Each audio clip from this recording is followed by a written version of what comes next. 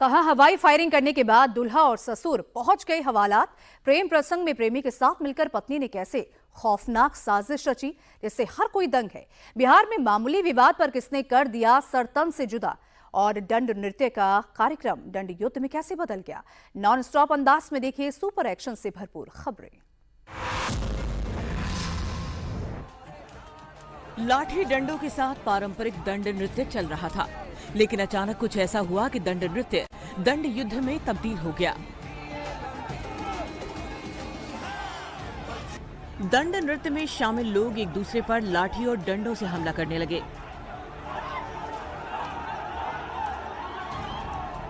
मारपीट की तस्वीर देखकर अंदाजा लगाना मुश्किल है कि कौन किस पक्ष का है, लेकिन जिसे जैसे समझ आ रहा था वैसे सामने वाले पर हमला किए जा रहा था।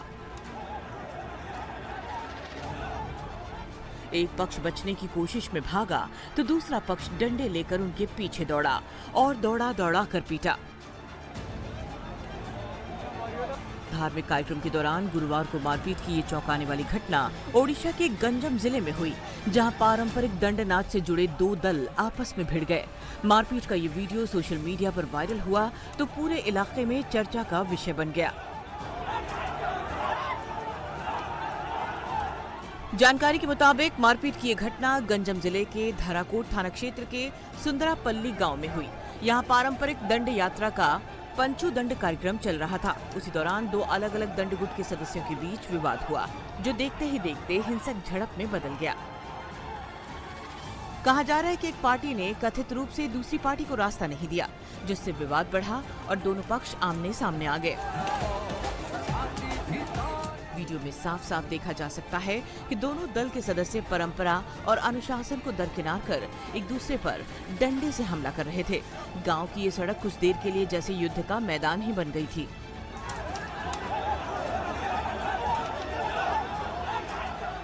घटना की खबर पाकर मौके पर पहुंची पुलिस ने घायलों को अस्पताल पहुंचाया और अब वीडियो की मदद से घटना की जांच की जा रही है।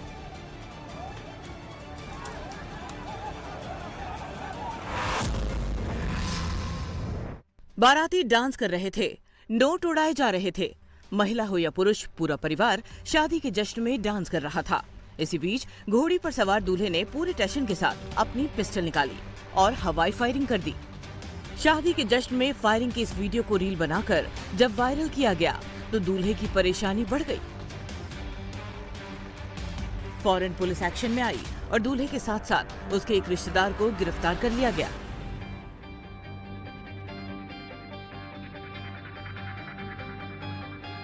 दूल्हे की दबंगई का ये वीडियो भोपाल से आया है। भोपाल पुलिस ने वायरल वीडियो का संज्ञान लिया और बारात में अवैध कट्टे से फायरिंग करने वाला दूल्हा मिसबाह और उसका चाचा ससुर अकरम को गिरफ्तार कर लिया गया। दोनों के खिलाफ आर्म्स एक्ट के तहत मामला दर्ज कर हथियार जब्त कर दोनों को जेल भेज दिया गया।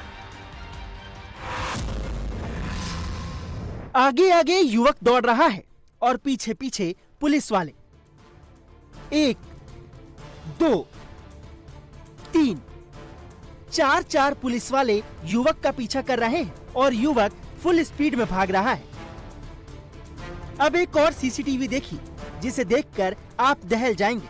सीसीटीवी में युवक भागता हुआ सड़क क्रॉस करता है और दूसरी ओर से आ रहे ट्रक से जा टकराता है। ये वही युवक है जिसके पीछे पुलिस भाग रही थी और पुलिस इसलिए इसके पीछे दौड़ रही है क्योंकि यह शख्स पुलिस की कस्टडी से भाग रहा था। वीडियो यूपी के गाजियाबाद का है, जहां निवाड़ी थाना क्षेत्र में 7 अप्रैल की रात को अमित नाम का युवक अपने 3 साथियों के साथ शराब पी रहा था। इस बीच गश्त करते हुए वहां पुलिस पहुंच गई, जिसके बाद पुलिस और युवकों के बीच कहासुनी हुई तो पुलिस वाले अमित को हिरासत में लेकर निवाड़ी थाने ले गए। आरोप है कि पुलिस ने अमित को हवालात में बंद करके खूब पीटा और इसके बाद जब वो घायल हो गया तो पुलिस वाले अमित का मेडिकल कराने के लिए उसे मुरादनगर स्थित सामुदायिक स्वास्थ्य केंद्र ले गए। इसी दौरान अमित गाड़ी से उतरते वक्त पुलिस की कस्टडी से भाग निकला और दिल्ली मेरठ रोड पर ट्रक की चपेट में आ गया। ट्रक से टकराने से अमित बुरी तरह घायल हो गया। पुलिस ने उसे अस्पताल में भर्ती कराया। डॉक्टरों के मुताबिक उसकी हालत गंभीर बनी हुई है, जिसे लेकर युवक के परिजनों ने थाने के बाहर जमकर बवाल किया और 3rd डिग्री टॉर्चर का आरोप लगाते हुए पुलिस कर्मियों के खिलाफ सख्त कार्रवाई की मांग की। मामले में बवाल बढ़ा तो लापरवाही बरतने वाले पुलिस कर्मियों को डीसीपी ग्रामीण ने निलंबित कर दिया और परिजनों को भरोसा दिलाया कि मामले की जांच कर सख्त एक्शन लिया जाएगा। मामले में पुलिस की कार्यशैली पर सवाल खड़े हो रहे हैं। पुलिस का दावा है कि युवक डरकर गाड़ी से उतरकर भागा था, लेकिन सवाल है कि ऐसा क्या हुआ था कि युवक को अपनी जान जोखिम में डालकर पुलिस कस्टडी से भागना पड़ा।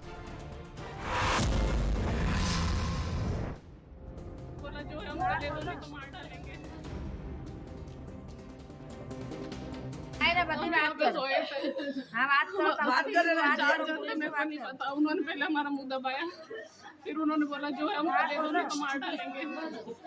इन्होंने हाथ पैर मारे और मेरे को घसीट के उधर ले गए। ये वाली अलमारी उन्होंने ढूंढी, नहीं मिला। मैंने बोला मैं सब दे दूंगी, हमको छोड़ दो। मेरा सामान मैंने सब निकाल के दे दिया। कब की बात है? ये मेरे को आधा घंटा हो गया चिल्लाते। मेरा एक जन मेरे मुंह के पास बैठा था, हाथ और पैर पीछे बांध रखे थे, पूरा कपड़े फाड़े थे।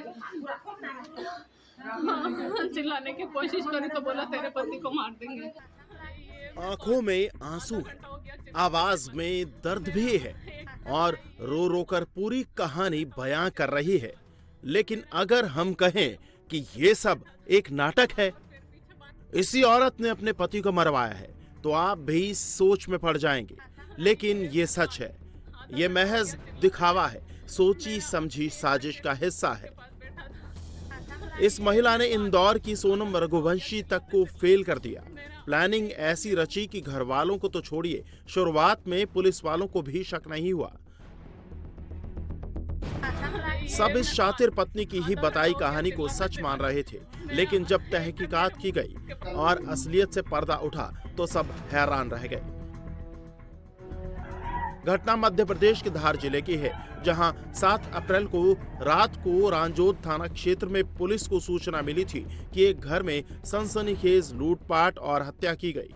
मृतक की पत्नी के मुताबिक कुछ लुटेरे घुसे और लूटपाट के दौरान उसके पति को मार डाला।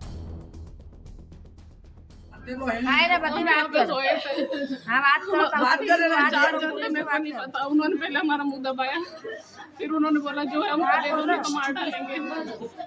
इन्होंने हाथ पैर मारे और मेरे को घसीट के उधर ले गए। ये वाली अलमारी उन्होंने ढूंढी, नहीं मिला। मैंने बोला मैं सब दे दूंगी, हमको छोड़ दो। मेरा सामान मैंने सब निकाल के दे दिया। कब की बात है? ये मेरे को आधा घंटा हो गया चिल्लाते। मेरा एक जन मेरे मुंह के पास बैठा था, हाथ और पैर पीछे बांध रखे थे, पूरा कपड़े फाड़े थे। चिल्लाने की कोशिश करी तो बोला तेरे पति को मार देंगे। उसको चोट भी बहुत कितने जन थे? ये मेरे को 2 दिखे थे, बाकी इधर की ओर थे 2 से 3 लोग थे मेरे पास। कैसे थे? कुछ था क्या? डंडा थे हथियार उनके पास। मारा कैसे? मैं इनको मारा ये नहीं पता, उधर मेरे को बांध दिया था, उसके बाद इधर मारा। चाकू से मारा हुआ है? वो इधर कब मारा, मेरे को तो उधर बांधा था बेड पे। मारा हुआ है। हालांकि पत्नी की कहानी ज्यादा देर तक नहीं टिकी। पुलिस ने चंद घंटों में ही हत्याकांड का खुलासा कर दिया। इस पूरे हत्याकांड की साजिश मृतक देवकृष्ण पुरोहित की पत्नी प्रियंका ने अपने प्रेमी के साथ मिलकर रची थी। पुलिस ने पत्नी और उसके प्रेमी को गिरफ्तार कर लिया है, जबकि एक अन्य आरोपी अभी फरार है। पुलिस के मुताबिक कई अहम तकनीकी और वैज्ञानिक सबूत मिले, जिससे शक मृतक की पत्नी प्रियंका की ओर गया। और जब पूछताछ की गई तो पहले उसने पुलिस को गुमराह किया, लेकिन सख्ती से पूछताछ करने पर उसने अपना जुर्म कबूल कर लिया। प्रियंका ने बताया कि उसका राजगढ़ निवासी कमलेश पुरोहित से लंबे समय से प्रेम संबंध था और पति से परेशान होकर उसने प्रेमी के साथ मिलकर हत्या की साजिश रची। आरोपी कमलेश ने अपने साथी सुरेंद्र भाटी को 1 लाख रुपए देकर देवकृष्ण की हत्या करवाई और पूरी घटना को लूटपाट का रूप देने की प्लानिंग थी। इसीलिए हत्या के बाद घर का सामान फेंककर लूट की कहानी रची गई। प्रियंका की करतूत का खुलासा हुआ तो देवकृष्ण पुरोहित की मां आरोपियों को फांसी देने की मांग कर रही हैं। उनका कहना है कि उनकी बहू फोन पर लगी रहती थी और उसका किसी से प्रेम संबंध था। प्रियंका और देवकृष्ण की शादी करीब 11 साल पहले हुई थी। लेकिन शुरू से ही प्रियंका का व्यवहार पति और घर वालों के लिए ठीक नहीं था। वो बात बात पर विवाद करती थी और सबको परेशान करती थी। घटना के बाद से इलाके में दहशत है। वहीं पुलिस आरोपियों से पूछताछ कर फरार आरोपी की तलाश में जुटी है।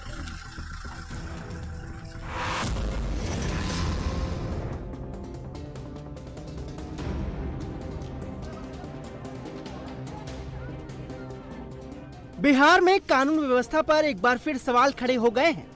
उसकी वजह है ये तस्वीर, जो हम आपको ठीक से दिखा तक नहीं सकते। दुश्मनी ऐसी कि शख्स का सिर धड़ से अलग कर दिया गया और आसपास मौजूद लोग सिर्फ तमाशबीन बने रहे। अररिया जिले के फारबिसगंज में दिन दहाड़े शख्स की हत्या कर दी गई। जानकारी के मुताबिक शख्स सब्जी खरीदने फारबिसगंज के मार्केटिंग यार्ड पहुंचा था, जहां उसका विवाद एक सत्तू दुकानदार से हो गया। विवाद इतना बढ़ा कि देखते ही देखते आरोपी ने पहले पेट में चाकू घोंपा और फिर उसका गला रेतकर गर्दन धड़ से अलग कर दी। लोगों के मुताबिक आरोपी काफी देर तक कटी हुई गर्दन को हाथ में लेकर बाजार में खड़ा रहा, जिससे पूरे इलाके में दहशत फैल गई। वहीं घटना से गुस्साए लोगों ने जमकर तोड़फोड़ और आगजनी की। अस्पताल में भी तोड़फोड़ की गई। लोगों ने आरोपी दुकानदार को भी पीट पीट कर मौत के घाट उतार दिया। वहीं मामले की सूचना पर पहुंची पुलिस ने स्थिति को काबू में किया और लोगों को समझाकर सख्त एक्शन की बात कही।